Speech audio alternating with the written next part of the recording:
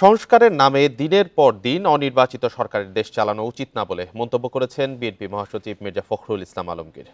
সকালে জাতীয় প্রেস ক্লাবে আয়োজিত জাতীয় গণতান্ত্রিক পার্টি জাকপার আলোচনা সভায় তিনি এ মন্তব্য করেন।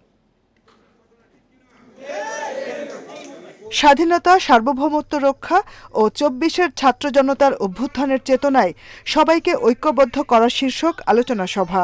জাতীয় প্রেস ক্লাবে জাতীয় গণতান্ত্রিক পার্টি আয়োজিত আলোচনা সভায় যোগ দেন বিএনপি মহাসচিব মির্জা ফখরুল ইসলাম আলমগীর। বিএনপি মহাসচিব বলেন, ক্ষমতায় যাওয়ার জন্য বিএনপি দ্রুত নির্বাচন চায়, এ ধারণা ভুল। নির্বাচন দিলে দেশে অস্থিরতা ও সংকট কেটে যাবে বলেও মন্তব্য করেন বিএনপি মহাসচিব।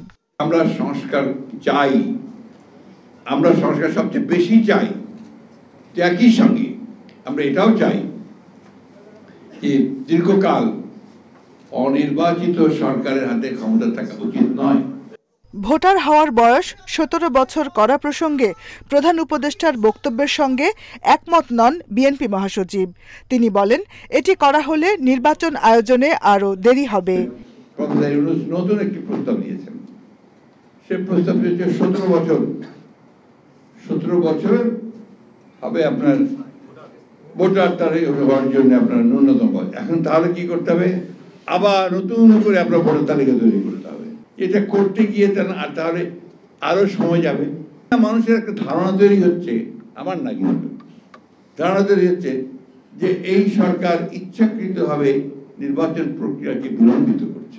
উপদেষ্টারা জনজীবনে স্বস্তি আনার উদ্যোগ নিচ্ছেন না অভিযোগ করে মির্জা ফখরুল বলেন, তারা রাজনীতিতে জড়িয়ে পড়ছেন, রাজনৈতিক দলগুলোকে নিয়ে বিরূপ মন্তব্য করছেন। এমনকি রাজনৈতিক দলগুলোর প্রতি পর্যন্ত। Jahanara Parvin, independent news, Dhaka.